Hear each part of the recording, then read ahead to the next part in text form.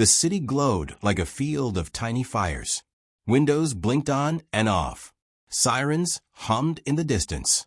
Inside the 57th floor of Stone Technologies, the light looked colder. Evelyn Stone held her daughter at the glass. A cream dress, steady hands, eyes that almost never trembled. She ran a company that scared her competitors. She could not fix the one thing that mattered. Emma could not see.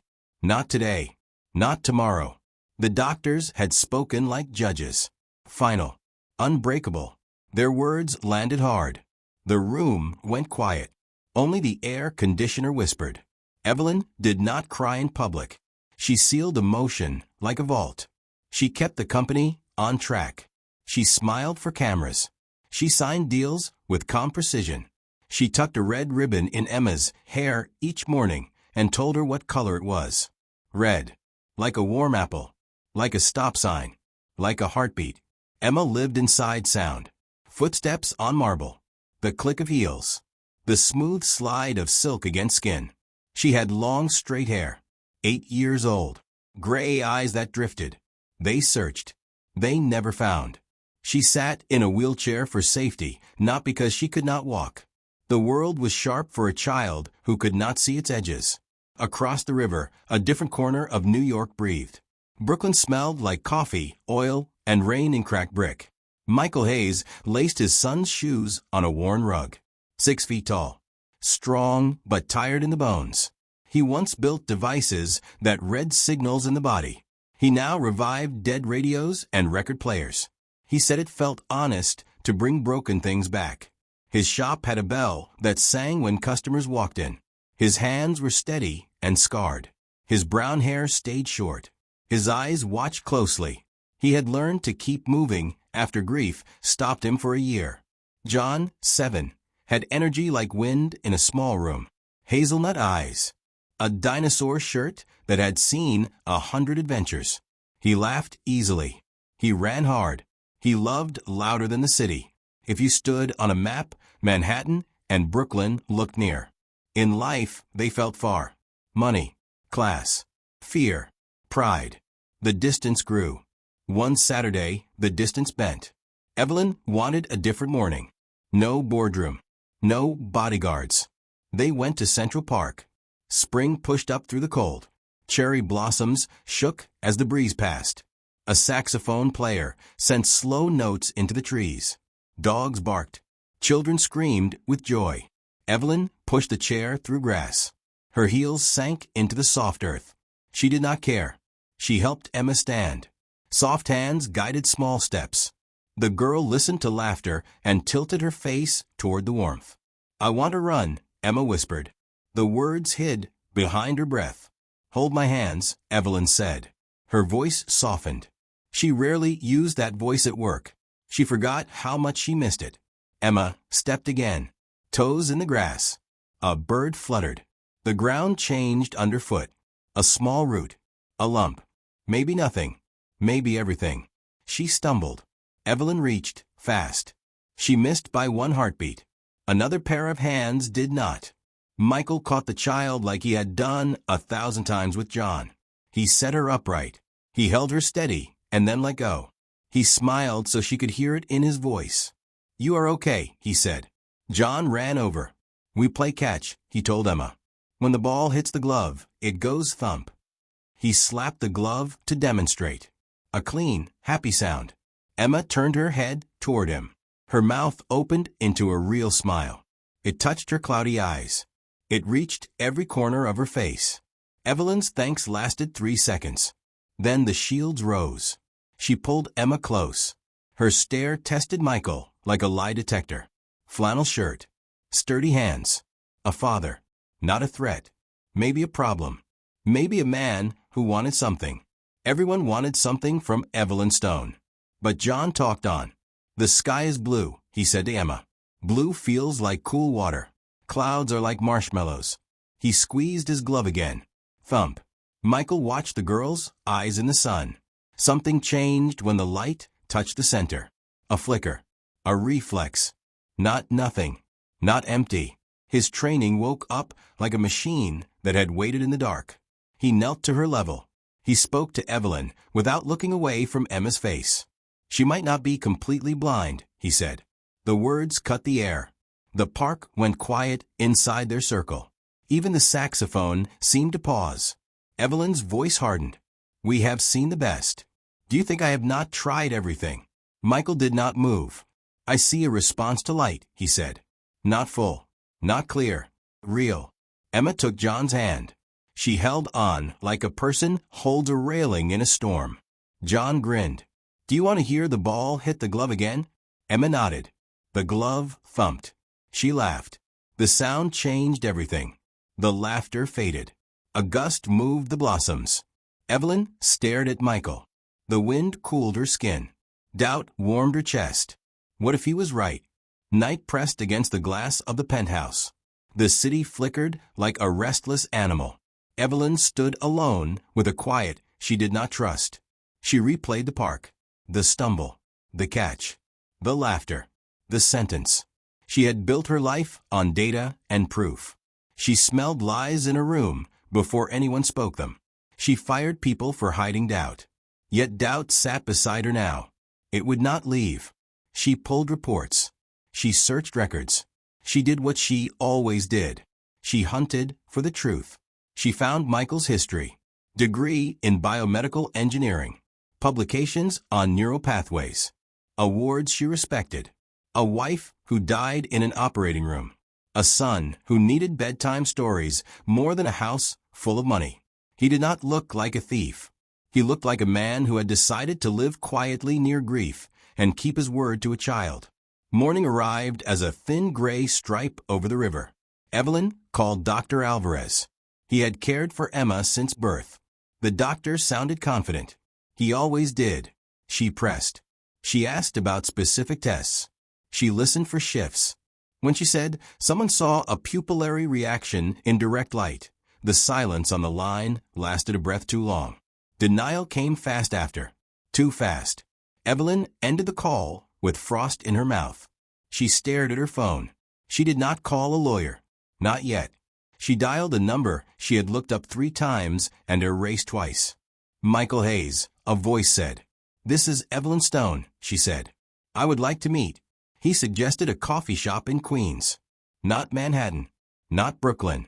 The middle ground tasted like compromise. She agreed. The place smelled like burnt beans and warm sugar. Tables rocked on uneven legs. Michael arrived in a clean shirt that did not try too hard. He carried a paper folder. He also carried a boy's drawings, bright loops of color. Evelyn folded her hands. Convince me, she said. Michael opened the folder. Diagrams. Simple words.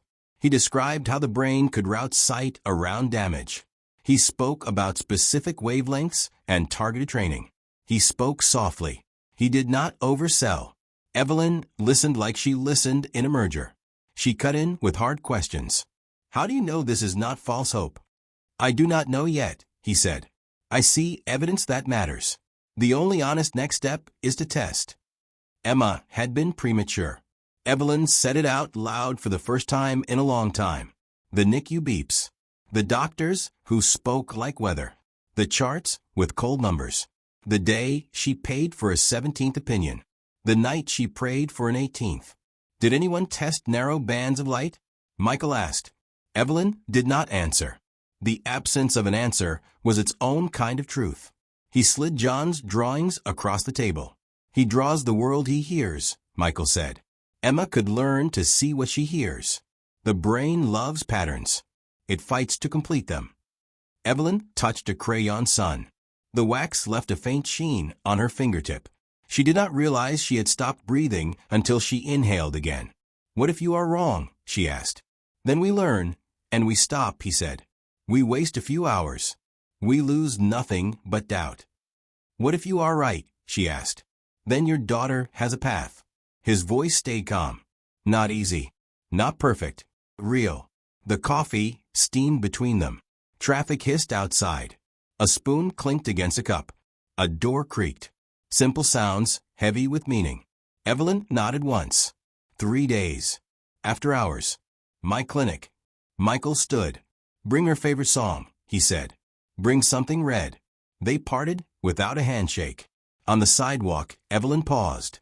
A small wind lifted the edge of her dress. She closed her eyes and saw the park, the glove, the laugh. That night, Emma held the red ribbon while Evelyn brushed her hair. "What does red feel like?" Emma asked. "Red feels warm," Evelyn said.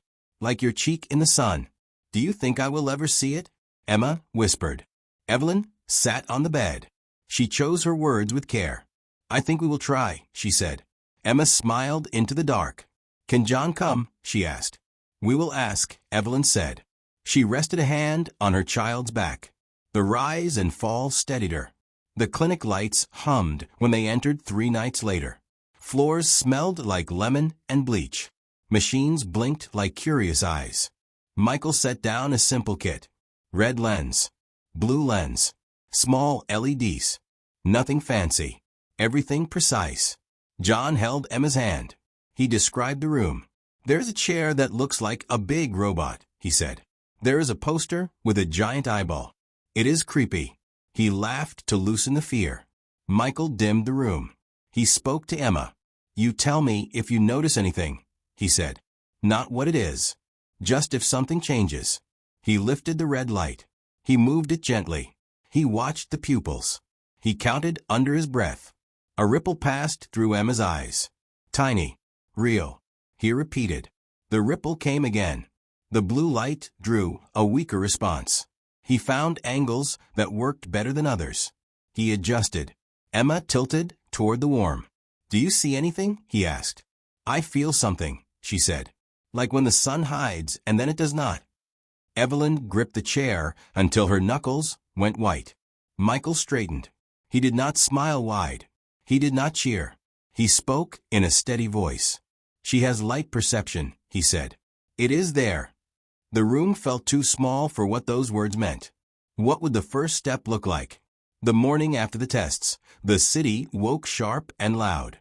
Evelyn had her answer, and it pulled other questions from the dark. She called Dr. Alvarez to the clinic. He arrived with a neat tie and a smooth voice.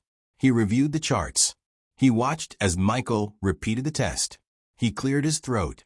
"This can be an artifact," he said. "A trick of measurement." Michael shook his head. "We confirmed it twice," he said. 3 orientations. 2 intensities. Evelyn stood beside Emma.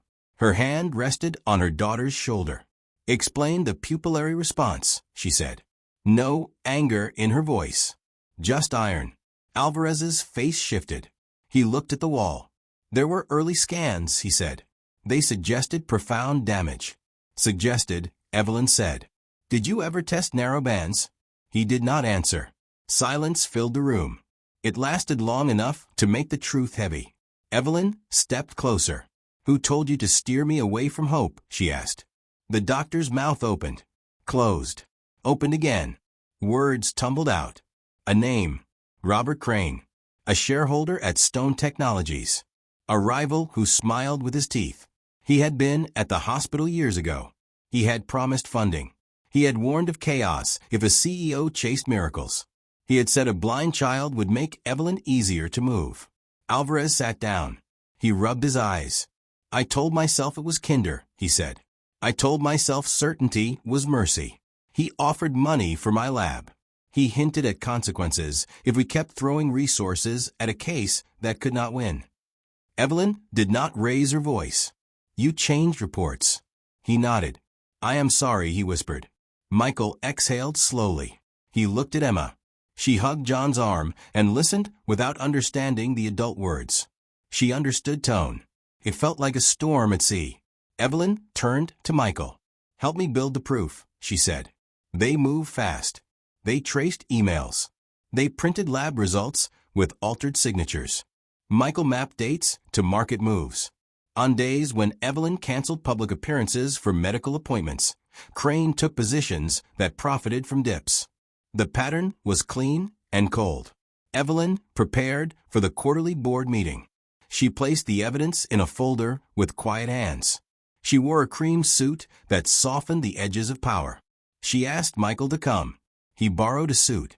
He looked like a man who would rather hold a tool than a pointer. He came anyway.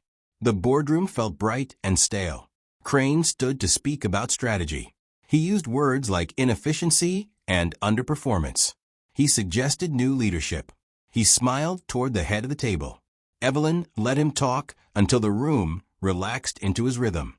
Then she stood. "My daughter was diagnosed as permanently blind," she said. That was not the full truth. Heads turned.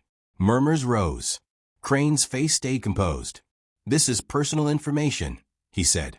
"We should not mix it with corporate business." "We will not mix it," Evelyn said. "We will expose it." She laid out the tests. She described the narrowband response. She placed printed emails beside the quarterly charts. She traced the profit line. She pressed play on a recorded confession from Alvarez. His voice shook on the speaker. He named Crane. He named the threats. Crane shifted at last. He sputtered. He denied. He threatened countersuits. He called Michael a fraud. Michael stepped up. He did not swagger. He explained the biology in clear words. He showed the light curves. He pointed to the reflex frames. He made it simple. He made it impossible to ignore. Security opened the door. Detectives waited in the hall. Camera flashes popped outside like distant thunder. Evelyn had not invited the press. She had not stopped them either. Crane walked out in cuffs that flashed like silverfish. The board sat frozen. No one moved to help him. The door thudded shut. By market close, Crane's company bled value. Stone Technologies reclaimed what he had tried to rot. The win fell hollow and full at once. The real victory waited in a small therapy room where Emma held a red ribbon and learned to follow it with her eyes. Then the smear began. Unnamed sources whispered to tabloids.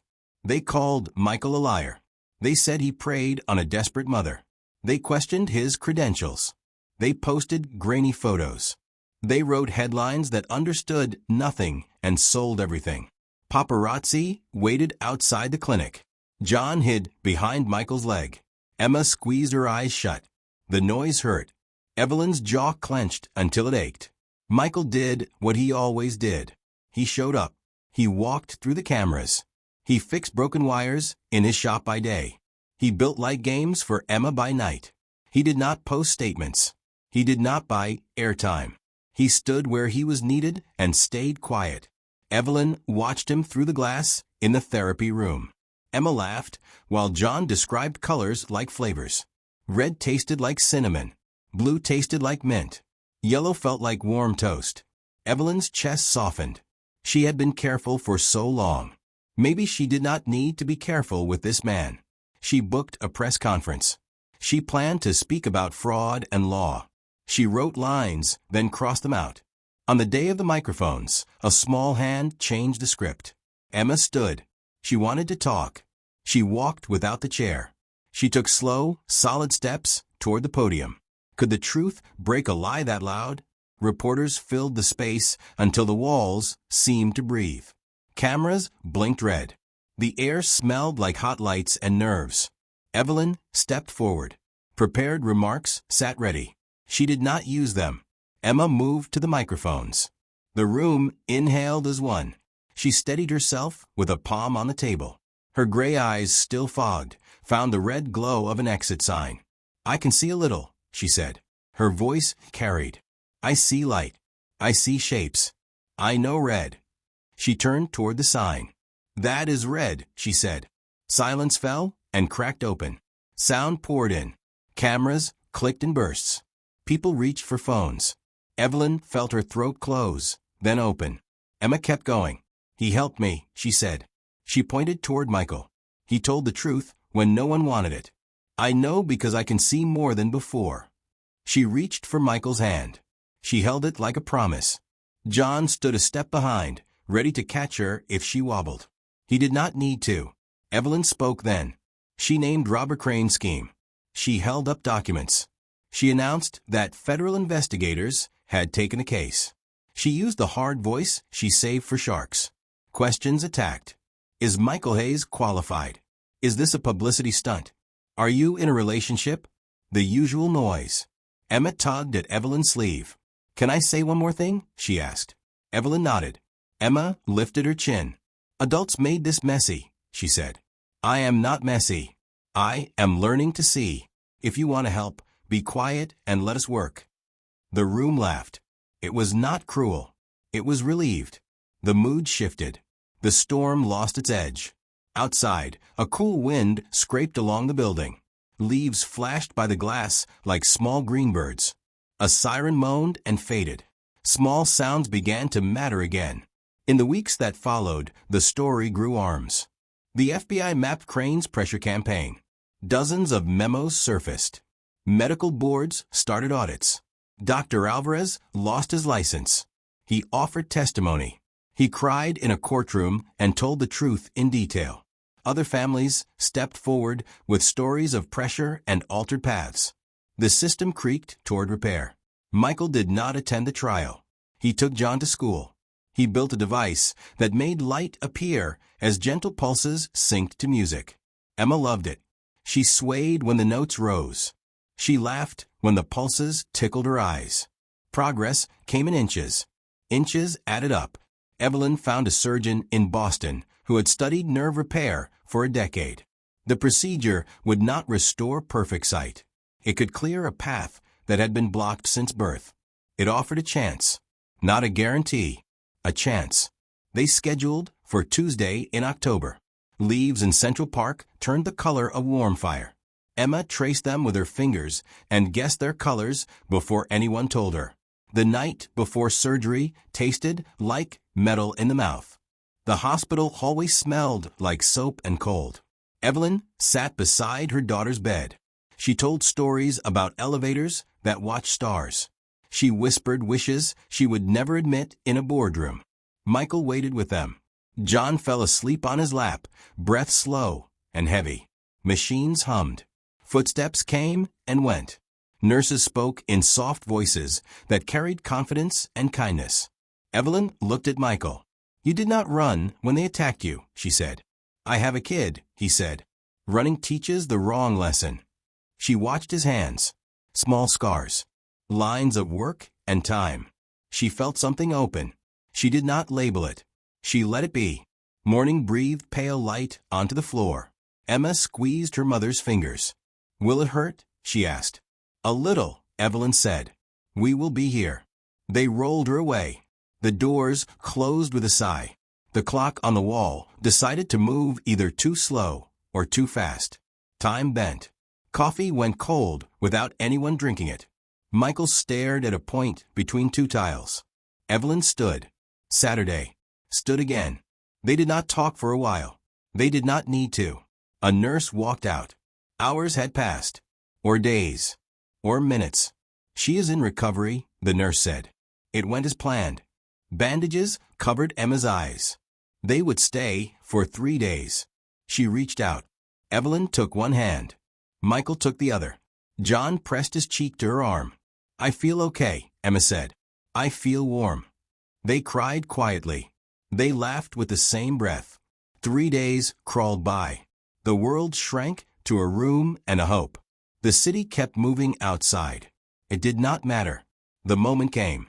The nurse unwound the gauze. The last strip floated away like a white feather. Emma blinked. She looked at her mother's face. Her eyes focused, then wobbled, then found again. Evelyn saw herself reflected as small shapes in her child's gaze. You, Emma said. The word broke in the middle. She touched Evelyn's cheek. You look like your voice. She turned toward Michael and John. She smiled bigger than the room. You look like you sound, she said. They laughed. They cried again. The nurse smiled and pretended not to. Outside the window, a tree shook gold leaves free. They fell in slow circles. Emma watched one reach the ground. She stared like it was the most important thing that had ever happened. What happens when the first clear sight arrives after years in the dark? They returned to Central Park on a Sunday. The air felt crisp. Boots ticked on the path. A dog barked itself into a happy cough. Emma walked without the chair. Careful. Confident. The blue dress was her choice. She had strong opinions now. The world pleased her, and she wanted to match it. John ran ahead. He looked back every few steps. He waved her forward. He did not let distance get too wide. They stopped at the patch of grass where everything had changed. Emma crouched. She touched the earth. She looked up. The sky opened like a clean sheet. She smiled at the color she now knew with her eyes, and not just with words. Blue, she said. Cool. Big. Evelyn and Michael stood close. Their hands almost touched. Then they did. Neither pulled away. Evelyn had changed the company as well. A foundation launched for kids with visual challenges. Real protections for people who spoke up. Grants for research teams that had been ignored. Her name opened doors. She used it like a tool rather than a trophy. Michael stayed with his shop. He came in to consult when the work needed hands that loved precision. He refused a title. He liked the bell on his door and the radio that played old songs. He liked fixing something he could hold. Emma went to a regular school with smart supports. She learned to read with large print, then smaller. She painted in art class.